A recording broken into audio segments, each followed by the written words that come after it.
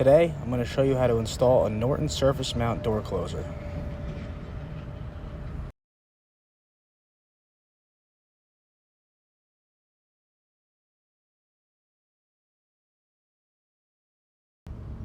For this, you'll need a 3/16 drill bit, a number 3 screw tip for your screw gun,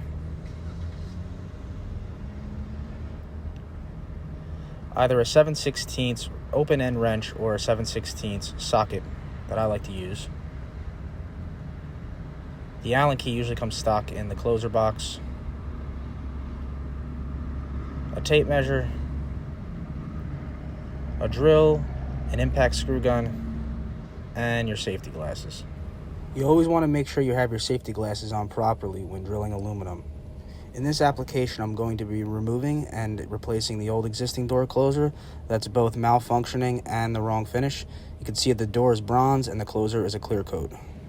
After removing the existing closer, you want to measure over from the inside of the jamb to your first hole on your door closer, 5 5/8. That's where you're going to drill a hole. You'll notice on your closer there are a few different adjustments. On the side where there are 2 different adjustments, you're going to put that closest to the door jamb where you drilled that first hole. And the other adjustment will be facing out. Be sure that the bottom of your closer is flush with the bottom portion of your door header. Once your closer is in the right position, you can mark, drill, and attach your closer using the posi drive or flathead screws given in the closer package. Next, you're going to want to go back and detach your closer arm that comes stock in the box. Unscrew that little screw right there and slide it out so it becomes 2 pieces. So you can mount them separately and it makes installation much easier to do. Mounting the arm in the proper location on the door is crucial. You want that screw to line up with your first hole on your arm. So the right portion of the arm right there should line up eye level with the screw on the outside of your closer. Once you're done tacking that in, it should look like this. Be sure to use the panhead screws given in the box to attach your closer arm to the door.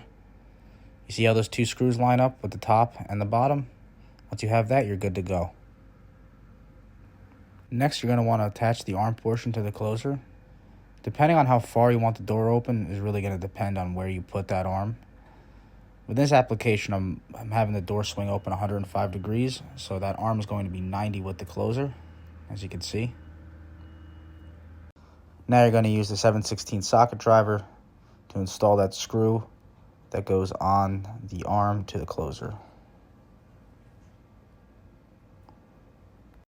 So these pieces go back together the same exact way they came out.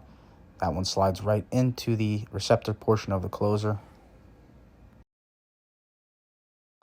Next, you're going to want to pull those 2 portions together, and you're going to want to make sure that arm is positioned 90 degrees, so this way when you stand back, it looks like it's 90 degrees to the body of the closer.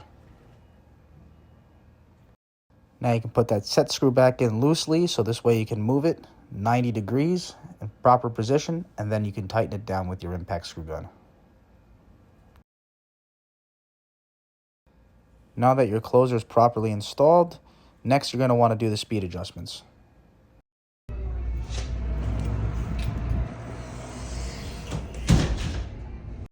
So you can see the door was slamming. You're going to want to take your Allen key, and there are 2 adjustments, the speed and the latch. Depending on how fast or slow your door is moving, you're going to want to go quarter turns either to the right or to the left.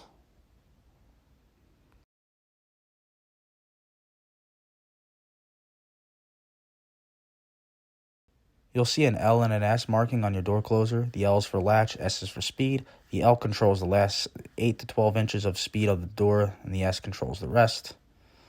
And the other side is BC, which is back check, which really is the tension of the door when opening it.